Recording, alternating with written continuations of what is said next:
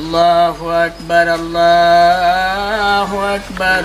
বিত্তশালী কিংবা ক্ষমতাবান, এমনকি রাষ্ট্রপ্রধান, বিশেষ সময়ে তাদেরও দাঁড়াতে হয় একজন সাধারণ মানুষের পেছনে, শুনতে হয় তার নির্দেশনাও।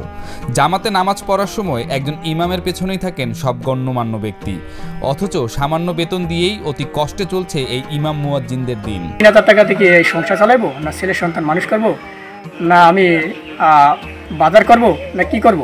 সম্মানিত ইমামদের সংসারে অভাব অনটন থাকলেও সৃষ্টিকর্তার প্রতি ভরসা করেই তারা যথাসম্ভব ভালো থাকার চেষ্টা করেন। মসজিদে কাজ করি, মাসের শেষে যে ফিসটা দেওয়া হয় তো আমার চলতে খুবই কষ্ট হয়। সমস্ত দুর্যোগ, ঝড় ঝঞ্ঝা উপেক্ষা করে মহান সৃষ্টিকর্তার হুকুম পালনে যারা মানুষকে কল্যাণের পথে আহ্বান করেন, তাদের বেতন কাঠামো এতই কম যে শুনলেই অবাক হতে হয়। আমাদের সংসারের ছেলেপান লয়ে আমাদের অনেক কষ্ট হইতেছে এবং সরকারের থেকে আমাদের এই সংসার চলে না। ঠিক কী কারণে একজন সম্মানিত ইমামের বেতন মাত্র 5,500 টাকা? অনেকের মনে এমন প্রশ্ন উঠলেও উত্তর মেলা ভার। আমাদের এলাকার যারা আছে তাদের 3,000 টাকা বেতন দেয়। হুজুরে সেই ইমাম সাহেবের এই আজানও দেয়, আবার মসজিদ ঝাড়ু যাবতীয় কাজ মসজিদে সেই করে। আর আমরা যে বেতন দিই 3,000 টাকা, মাসে 2,000ও ওঠে পরে, আবার 2,500ও ওঠে, সব ক্লিয়ার হয় না আর কি। এইভাবে সে জীবন ধারণ করতে আছে। যাদের পেছনে দাঁড়িয়ে সমাজের উচ্চ থেকে নিম্ন শ্রেণীর মুসল্লিরা নামাজ আদায় করেন, তারা এই স্বল্প উপার্জনে কিভাবে পরিজন নিয়ে চলছেন তা নতুন করে ভেবে দেখা উচিত বলে মনে করছেন অনেকেই। আমাকে যে ইমাম সাহেবের যে পরিবার, দুই ছেলে 2 মেয়ে, 3,000 টাকা কিছু হয় না। বর্তমানে এক বাজার সকালে বাজার করতে গেলে একটা মাছের দাম 3,000 টাকা, নর্মাল বাজার করতে লাগে 5,000 টাকা সপ্তাহে, আর বেতন ওঠে মাত্র 2,500 টাকা। 2015 সাল থেকে মাদারীপুর সদর উপজেলার ঝাউদি ইউনিয়নের হোগলপাতিয়া গ্রামের আকনবাড়ি জামে মসজিদে ইমামতি করেন হাফিজ এনামুল হক। 5 সদস্যের সংসার তার।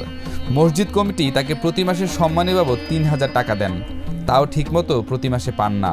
কোনো মাসে 2,000, আবার কোনো মাসে পান 2,500 টাকা। হয়তো দেখা যায় আমার ছেলে সন্তান মানুষ করতে পারতেছি না, সংসার চলতেছে, কিন্তু সংসারও এটা চলে না, বাজারও চলে না।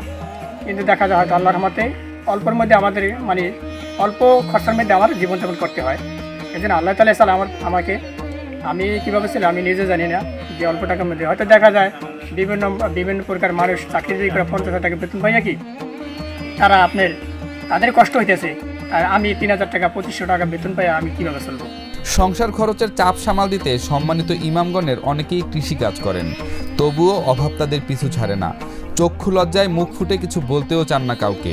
তাদের বোবা কান্নার সাক্ষী থাকেন কেবল মহান রব। আমার স্বামী মসজিদে ইমামতি করে, 3,000 টাকা বেতন দেয়। 3,000 টাকা হয় না। আমার বাচ্চা আছে, 1 ছেলে 1 মেয়ে। আমার বাচ্চা পড়ালেখা করাতে পারতেছি না, সমস্যা। আবার কৃষি কাজ করা লাগে, গরু আর ছাগল পালা লাগে, মাছ ধরা লাগে, তেমন চলে না, অনেক কষ্ট হয়ে যায়। মাদারীপুর জেলায় যে সকল মসজিদ রয়েছে, সেখানকার ইমাম ও মুয়াজ্জিনরা সরকারিভাবে কোনো ভাতা বা সম্মানী পান না।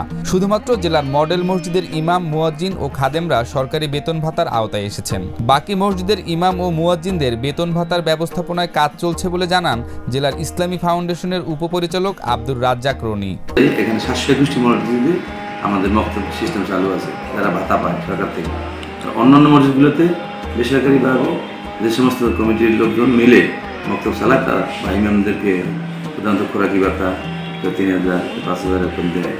তারা অনেক চাহিদা আছে যে সরকার যদি প্রত্যেকটি মানুষকে ইমাম মুয়াজ্জিনকে দিত, তাহলে আমাদের ভালো হতো। অর্থাৎ সরকার যে সামাজিক নিরাপত্তার আওতায় বিভিন্ন বিধবা ভাতা, বয়স্ক ভাতা, প্রতিবন্ধী ভাতা দিয়ে থাকে, আলেমরাও আসলে সমাজের একটি অংশ, তাদেরকে দেওয়া উচিত। সেইটা চিন্তা করেই বর্তমানে আমার ধর্মশিক্ষা মন্ত্রণালয় একটি প্রকল্প হাতে নেওয়ার উদ্যোগ আছে। আমাদের মহাপরিচালক মহোদয়েরও সেই চেষ্টা আছে ইসলামী ফাউন্ডেশন থেকে।